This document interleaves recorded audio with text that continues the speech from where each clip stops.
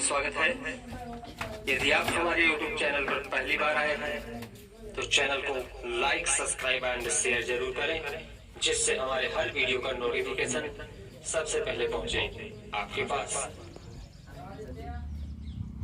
नमस्कार दोस्तों, UP TET exam 2021 के पूछे जाने वाले प्रश्नों के कुछ प्रमुख टिप्स निम्न प्रकार हैं। गणित, अंकीय क्षमता एवं स्थानीय मान। सबसे पहले मित्रों, किसी भी संख्या को व्यक्त करने के लिए 10 संकेतों की आवश्यकता होती है, जो निम्न प्रकार होती है।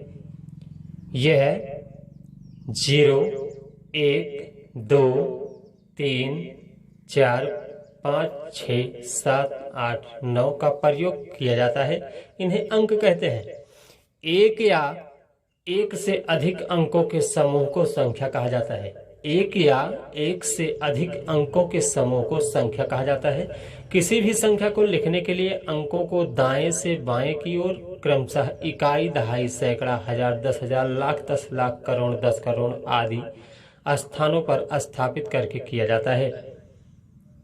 संख्याएं मुख्य रूप से दो प्रकार की होती हैं, वास्तविक और स्थानीय। वास्तविक मान जो होता है, किसी भी संख्या के अंक का वह मान जो कभी नहीं बदलता है, चाहे वह अंक या संख्या में किसी भी स्थान पर हो, उस अंक का वास्तविक या जातीय मान कहलाता है। जैसे 39,564 लिखा है, में 9 का वास्तविक मान 9 ही होगा। स्थानीय मान, किसी संख्या में अंक का वह मान जो उसकी विशेष स्थिति के अनुसार बदलता है, उस अंक का स्थानीय मान कहलाता है। किसी भी संख्या में इकाई, दहाई, सैकड़ा, हजार, डडट आदि स्थानों पर अंकित अंकों के स्थान पर मान निकालने के लिए उस अंक में 10, 100, 1000, 10,000 आदि से गुणा करते हैं। जैसे 39,564 में प्रत्येक अंक का स्थानीय मान निकाला गया है, जो आपके सामने है। इकाई के अंक पर 4 आया है। 4 इकाई में से होता है 1, इसलिए 4 में 1 से गुणा करने पर देखिए 4 आ गया है। दहाई पर है 6 और दहाई मीन्स होता है 10, तो 6 गुणे 10 बराबर 60 हुआ। सैकड़े पर 5 आया है और सैकड़ा मीन्स होता है 100, तो 5 गुणे 100 बराबर 500 हो गया। हजार के स्थान पे 9 आया है, तो इधर आकर के 9 गुणे 1000 इक्वल 9000 हुआ है। और 10,000 के स्थान पे 3 आया है, जिसका 10,000 से गुणा करने पर 30,000 प्राप्त हुआ है। समझ में आ गया होगा।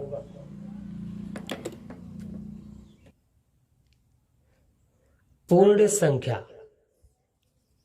पूर्ण संख्या, यदि प्राकृतिक संख्याओं में शून्य को भी शामिल कर दिया जाए, तब ये संख्याएं पूर्ण संख्याएं कहलाती हैं। जैसे 0, 1, 2, 3, 4 इन्फिनिटी, ऐसी संख्याओं को पूर्ण संख्या कहते हैं। फिर आती है पूर्णांक संख्याएं। वे सभी संख्याएं जिनमें ऋणात्मक संख्याओं को धनात्मक संख्याओं के साथ शामिल किया जाता है, पूर्णांक संख्याएं कहलाती हैं। यानी कि 0 सेंट्रल पॉइंट होगा और 0 के लेफ्ट हैंड पर माइनस संख्याएं रहेंगी और राइट हैंड पर प्लस की संख्याएं होंगी। इन्हें ही दिखाया जाता है, इसी को पूर्णांक संख्याएं कहते हैं। फिर इसके बाद आता है सम संख्याएं। वे सभी संख्याएं जो 2 से पूर्ण रूप से विभाजित हो जाती हैं, उन्हें सम संख्या कहते हैं। जिसका शेषफल 0 आए, सम संख्याएं होती हैं। जैसे 2, 4, 6, 8, 10, 12। नेक्स्ट विषम संख्याएं। वे सभी संख्याएं जो 2 से पूर्ण रूप से विभाजित नहीं होती हैं, अर्थात जिनका शेषफल 0 ना हो, विषम संख्याएं कहलाते हैं। जैसे 1, 3, 5, 7, 9। अगला है भाज्य संख्याएं।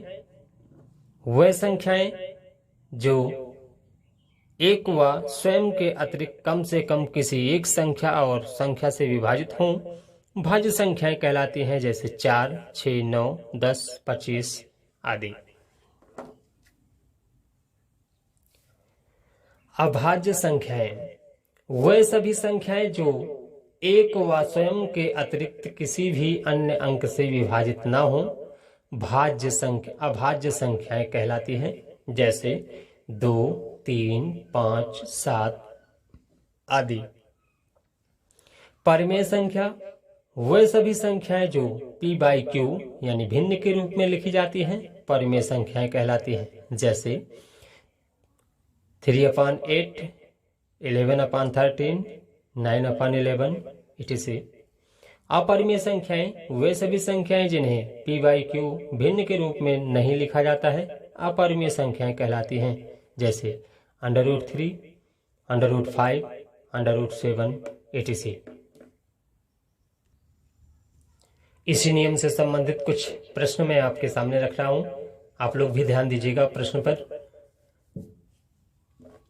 5 अंकीय सबसे बड़ी संख्या और 6 अंकीय सबसे छोटी संख्या का अंतर क्या होगा।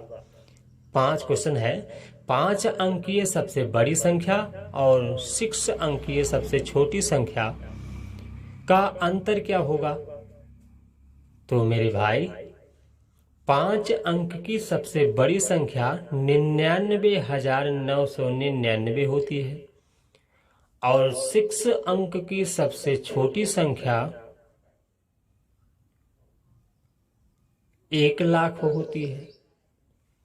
अब दोनों में अंतर निकालना है।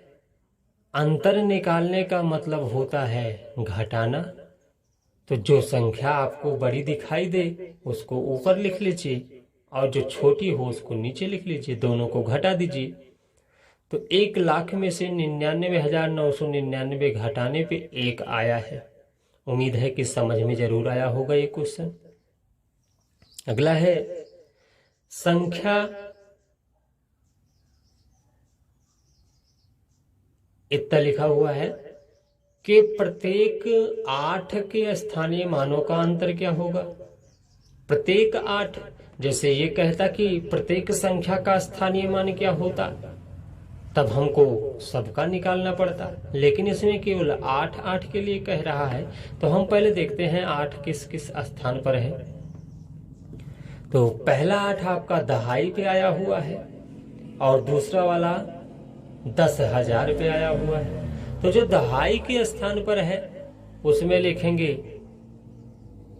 8 × 10 = 80 हो जाएगा, और जो 10,000 के स्थान पर है उसमें 8 × 10,000 करने पे 80,000 हो जाएगा। फिर कह रहा है इनके स्थानीय मानों का अंतर क्या होगा। तो ठीक है, 80,000 से 80 माइनस कर लीजिए, दोनों का अंतर आपके सामने आ जाएगा। 79,920 से ही आंसर आ जाएगा बेटा, एकदम करेक्ट आंसर। अगला क्वेश्चन है, किसी 5 क्रमागत विषम संख्याओं का योग 165 है। किसी 5 क्रमागत विषम संख्याओं का योग 165 है। सबसे बड़ी एवं सबसे छोटी संख्या के योग का आधा क्या होगा। तो क्रमागत संख्याएं जो होती हैं वो जैसे पहली संख्या हो गई x, दूसरी हो जाएगी x+2, तीसरी x+4, चौथी x+5 और पांचवी x+8। दोनों का योगफल 165 बता रहा है। तो हम क्या करते हैं, x + x+2 + x+4 + x+6 + x+8 को जोड़ लेते हैं, बराबर 165 दिखाएंगे क्योंकि तो सबका योग दिया हुआ है। अब इसमें क्या करना है, x x x जहां जहां आए हुए हैं सबको एक साथ कर लीजिए। देखिए वो 1 2 3 4 5 बार है तो 5x हो गया, प्लस अब जो अंकीय संख्याएं हैं 8 6 4 2 इनको जोड़ लीजिए, 20 हो गया, बराबर 165। अब 20 को 95 कर दीजिए 165 के साइड में, तो 5x बराबर आ जाएगा आपका 145 क्योंकि माइनस हो जाएगा। और यहाँ से x बराबर निकाल लेंगे तो 145/5 होगा, जिसे काटने पे 29 आएगा। तो ये आपका तो योगफल निकल गया, यानी x का मान आ गया 29। पहली संख्या आपकी 29 हो गई। और सबसे छोटी एवं सबसे बड़ी संख्याएं क्या होंगी यही बताना है आपको। तो सबसे छोटी संख्या 29 हो गई और सबसे बड़ी संख्या आपकी x + 8 वाला है, तो इसमें x के स्थान पर 29 रख करके 8 जोड़ दीजिएगा। 29 + 8 = 37।